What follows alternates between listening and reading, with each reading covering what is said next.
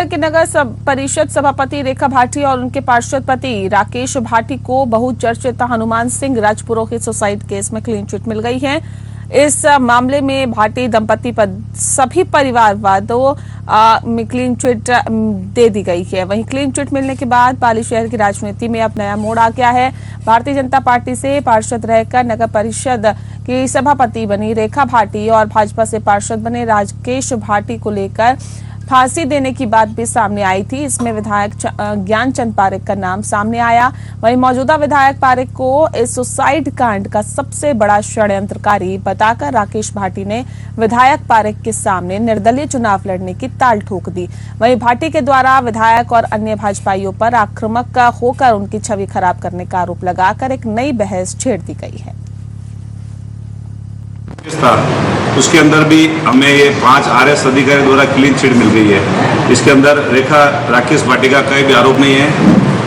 125 ठेकेदार थे, उनमें से पहले प्रथम साल वर्ष के अंदर उसे 30 से 34 नंबर भुगतान पे, ये जांच रिपोर्ट कह रही है। और 5 साल के अंदर 12वें और 13वें नंबर पे उनकी दोनों फर्में हनुमान सिंह जी की, जिसपे भुगतान हुआ। तो भुगतान का ऐसा कोई मामला नहीं था।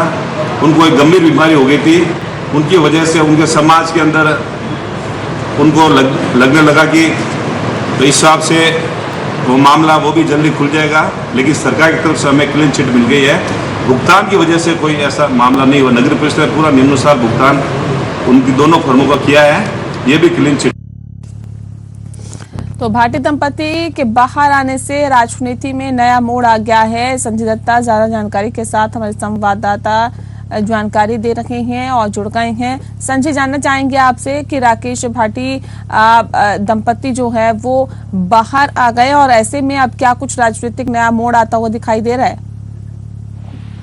देखिए, उनके बाहर आने के बाद पाली शहर की राजनीति में नया मोड़ आया कि जिस तरह से उन्होंने मौजूदा पार्षद के ऊपर, मौजूदा विधायक के ऊपर जिस तरह से षड्यंत्रकारी होने का जो आरोप लगाया, उसके अलावा उनको उनके सामने निर्दलीय प्रत्याशी के रूप में ताल जो ठोकते जा रहे हैं, वो कहीं भी भाजपा के लिए परेशानी का सबब बन सकता है। इसके अलावा बात करें तो चुनावी माहौल है और बाहर आके जिस तरह से उन्होंने ये नया मोड़ दिया है इस घटनाक्रम को, वो कहीं के आने वाले टाइम पे लगातार अजय रह रहे हैं। ज्ञानचंद पारेख को अगले चुनाव में सफलता मिलती की, अगर टिकट मिलता है और उनको सफलता मिलती है कि नहीं, ये एक सवालिया निशान बन गया जो आगामी दिनों में खुलकर सामने आएगा। इसका परिणाम क्या रहता है ये भविष्य में तय होगा, किंतु कहीं कहीं पाली की राजनीति में एक नया मोड़ आ चुका है। संजय, आप बने रहिए हमारे साथ। बहुत शुक्रिया फिलहाल इस खबर पर ज्यादा जानकारी देने के लिए।